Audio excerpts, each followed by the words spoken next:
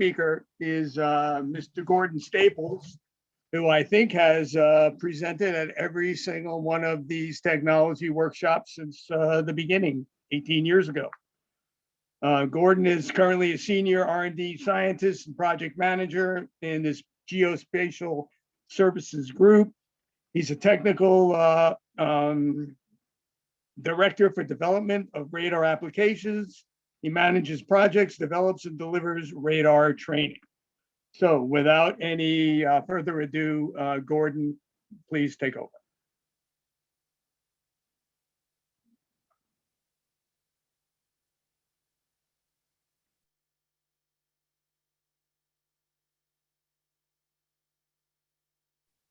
Gordon, are you muted? Are you there? I see your picture. You're there.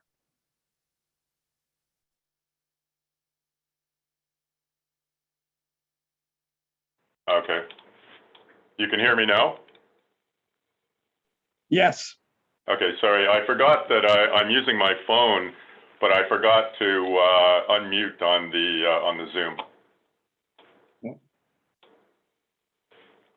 I don't see your slide. There we go.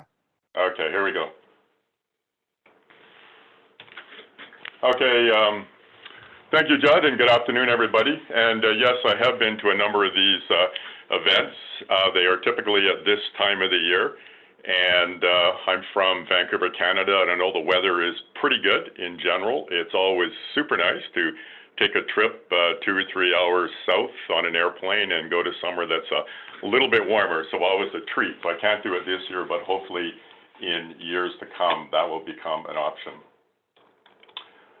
Okay, what I'm going to talk about, and it's a nice follow-on to what Juan and Ben talked about, and what I'm going to talk about is the comparison of techniques for estimating relative oil thickness from Spaceborne SAR.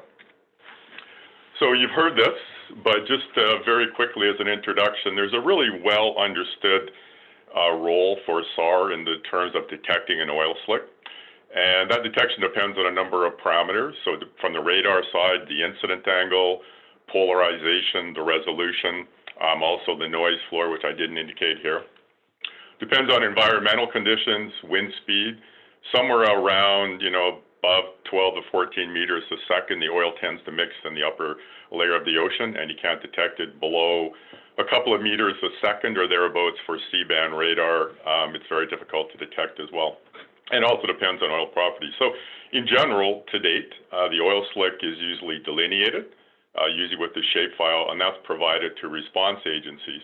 But there is growing interest in providing more than just the spatial extent of the oil, but trying to get at the interspill properties. And that really leads me to the topic of the conversation, or the presentation is looking at estimating relative oil thickness. So I sort of already said this, but from oil spill response perspective, it's great to have the spatial extent of the oil, but what responders are really looking at is that can you get at information about the relative oil thickness. You can't get absolute thickness with the radar, but a lot of the work now suggests that you can get relative oil thickness. And the key point here is to say within this large oil slick, a lot of it could be sheen, and in general, you can't clean up sheen. But if you can identify the thick oil, the emulsified oil, that's typically the oil that is targeted for cleanup. So there could be more, but I'm going to talk about 3 approaches for the estimation of relative oil thickness, and they're primarily using different SAR modes. I'll start by looking at quad pole data from RadarSat-2, then single pole data, and this is what Ben was talking about, and it's a very, very good application. So single pole data, which you can get from Sentinel-1, RadarSat-2, ALOS, TerraSAR-X, and finally end up with talking about there's a new mode, which is on the latest Canadian radar satellite, which is called the RadarSat Constellation mission. And this is the availability of compact polarimetry. So just a quick overview in terms of what is being balanced here. So when you have quad pole data, it gives you the most information that you can get from a radar in terms of the polarimetric information. With RADARSAT-2, it also has the lowest noise floor of any of the RADARSAT-2 modes, so that's great for looking at oil.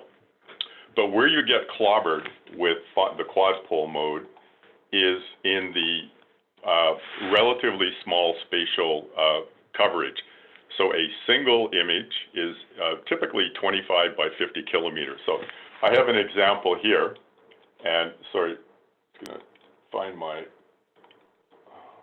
laser. Okay, just find the laser pointer here. But anyway, doesn't matter. I have an example here, but we have 3 quad pole images being acquired. So we can acquire a strip of data, but it's not very big. But within that mode, typically you're looking at the horizontal and the vertical polarization. And one of the key parameters in quad pole is the phase information. And there are various polarimetric discriminators that can be used for the estimation of relative oil thickness. If you then go down to single polarized data, and this is available for all spaceborne radars, RADARSAT-2, Sentinel-1, and one of the most common modes that we use for oil spill response is SAR narrow. And that's somewhat similar to the Sentinel-1 interferometric wide mode. And in the case of SAR narrow, it's a 300 kilometer swath width. So this is it here. And lots of spatial coverage, normally about a 50 meter resolution. But typically for oil spill, when you're looking at single pole data, you're using the horizontal or the vertical polarization. There's no phase information. And the use here, the application, the technique is the damping ratio, and Ben had talked about that. And finally, there's the compact polarimetry. And this is the mode that was implemented on the RADARSAT Constellation mission. And one of the really interesting features of this mode is that it is available for all of the RCM imaging modes. So there's no reduction in spatial coverage. So there's a mode on RCM called an SC50. And that mode is similar to SAR narrow. It provides the equivalent, I'll talk about this a bit later on, but provides the equivalent of an HH and a VV. But one of the key things is that you have that phase information. And that's a really interesting component to add to the overall suite of radar parameters. Okay, starting on now looking at the quad polarized data, looking at entropy. And there are a number of other polarimetric discriminators that can be used, but some of the work I've done is focused on the entropy, and specifically it's the Cloud-Poitier decomposition. And the entropy has a value between 0 and 1, the way it's scaled.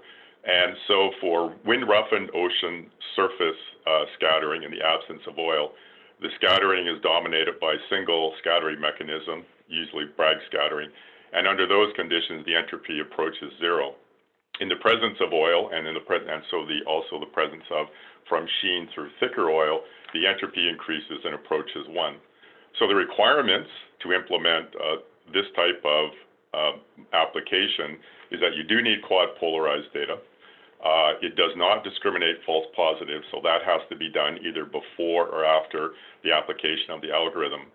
But one of the key differences compared to the damping ratio, for example, is that a slick-free reference area I've got a misprint there, is not required. And I'll talk a little bit about that in a second. So this is an example here of a study area. It's off what was called the Taylor oil slick, but that's changed a little bit now for a variety of reasons, even though it may still be called that. But it's off the coast of Louisiana. And this is a photo that was taken during the time of a RADARSAT-2 acquisition in April 2017. So the photograph was taken a couple of hours after the RADARSAT-2 acquisition. And you can see the slick here. This is the point where the slick comes from the ocean floor and reaches the surface. And this is a RADARSAT-2 horizontally polarized image. And you can see the slick here, the very obvious dark areas from the slick.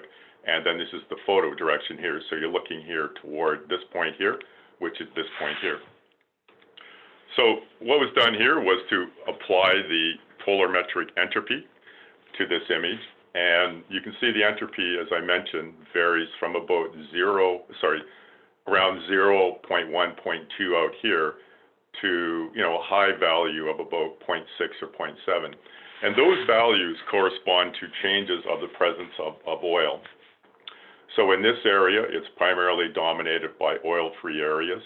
So the entropy is low, it's dominated by Bragg scattering. And as you move into the slick, you're getting the presence of sheen, and then you're getting thicker oil through here and perhaps some emulsion. And you can see that transition you go from oil-free to sheen to thicker oil, and you can see that transition occurring, but you can also see the changes of the entropy where it goes from about 0.1, 0.2 to perhaps 0.6 in here. What was kind of neat with this particular study is that we had an absolutely fantastic data set where, in addition to RadarSat-2, we had WorldView and ASTER images. The JPL UAV SAR was there. There was airborne observations, in situ observations. So it's an absolutely fantastic data set, and all of that was acquired at the same time. So this is the entropy image here, and this black and white region in here are oil thickness classes that were derived by the integration of ASTER and WorldView imagery. So there is a little bit of a discrepancy in this area of the thicker oil here. So the black is about 11 to 50 microns. The red is, 50 to 200 microns. A little bit of discrepancy where it is, and that's largely driven by the fact that the WorldView and ASTER data was acquired about 6 hours after the RadarSat-2 image. So one would expect a little bit of drift to occur, but it's not terribly significant. But I think what is interesting and perhaps satisfying that points toward that, this particular application of the entropy seems to work quite nicely, is that the area in here, so these red area, the yellowy areas, correspond to, in a relative sense, area of thicker oil as compared to out here. And that agrees quite nicely with the oil classes that were derived from this integrated model. Again, keeping in mind that there is some change of location due to the time difference and the influence of ocean currents. Okay, so now going on to single polarized data. And with the single polarized data, this is where you can calculate the damping ratio. And so the damping ratio, as it was defined, is the radar return from the water as compared to the radar return from the oil. And in general, in the presence of thin or no oil, the damping ratio is close to 1. But as that oil gets progressively thicker, the damping ratio increases. So the requirements for this is single pole data, so it's horizontal or vertically polarized. The same as with the entropy is that you have to do the discrimination of false positive either before or after the application of the algorithm. You do need a slick-free reference point. So during the calculation of the damping ratio, you have to define what is considered to be slick-free and then use that as your sample of water, your water sample to compare to the oil. Just because of the influence of incident angle, one has to ensure that where you select your water sample, that's reasonably close to the oil sample is, and that will account for some of the difference of incident angle. Although there are ways to look at that and try to model that out a little bit. So this is an example of the damping ratio, and this was a Sentinel-1 image acquired off the coast of Santa Barbara. It was acquired, headed somewhere, I think December of 2020. So Sentinel-1 image, the image that you see here is just a subset of an entire Sentinel-1 image. So the entire image is about 250 kilometer scene size. It's a 5 meter by 20 meter resolution. And so the dominant classes here are sheen in kind of this greeny color here. But in this area here, you're starting to get variability that's associated with changes of the relative oil thickness. And just to zoom in there a little bit, and so you start here, you go into this area. So this area is dominated by sheen, but the colors here, which were derived from other sources of data and then related to this particular radar image, the colors here that with the light green is a rainbow, the metallic is a bit of a yellow, and I thought about what color to call this, and I couldn't think of a good color, so I decided to call it Santa Barbara burnt orange, which I thought was a reasonable name. But I think the key piece of information that's coming out of this from an oil spill response is that even though this is single pole data, you're getting that variation of the oil thickness in a relative sense, so you're getting that interslick information. I also calculated the damping ratio for the RadarSat 2 image acquired off the coast of Louisiana. And again, the ratio here goes from about 1 when you have, basically slick free, and as you get into the presence of thicker oil, the damping ratio goes upwards of about 20 or so. And again, you're seeing that similar to the Entropy image, that you're through here, a little bit thinner oil, and as you move into this area here, you see the presence of the red and kind of the yellowy color, indicating that it in a relative sense, that oil, the emulsion, is thicker than the surrounding oil, and certainly the oil-free area. Okay, so going on to the last one here is the compact polarimetry. And compact polarimetry, as I mentioned, is a new mode that has been implemented on the RadarSat Constellation mission. And it's somewhat similar to a dual polarized mode with phase, but by implementing this mode in what's called a circular transmit linear receive, you're able to get essentially 2 data channels which are equivalent to the horizontal and the vertical. And the key thing here is you can also get the relative phase information. And for all of the RCM modes, you can get compact pole data in all the modes. So there's no swath width constraints. Just a very quick overview on this, the way this is implemented, most imaging radars use a linear transmit and a linear receive. But what was implemented for RCM in the compact polarimetry mode is that it's a circular transmit, and that is coupled with a linear receive. And that's where this terminology comes in here. So you have the CH, which implies circular transmit, horizontal linear receive, circular transmit, vertical linear receive. So kind of there are some algorithms that have been developed, and we've looked at modifying and implementing a few, but the one I chose here, there are a number of them around, but the one I chose here was called the degree of polarization. And it's a nice one in the sense that it has a fairly intuitive interpretation, which you can relate to the underlying physics of the oil in the water. So the degree of polarization is, as it says here, is the ratio of the intensity between the polarized part of the scattered wave and the total scattered intensity. So it varies between 1 for completely polarized to 0 for completely depolarized. So when you're looking at scattering from the ocean surface, that's typically dominated by Bragg scattering. So the degree of polarization approaches 1. In the presence of oil, you introduce depolarization. That increases with oil thickness, so the degree of polarization approaches 0. So the requirements for this is that you need the compact pole data. It can be implemented with quad polarized data. Same as the other ones, you need discrimination of false positive unless that's done in advance.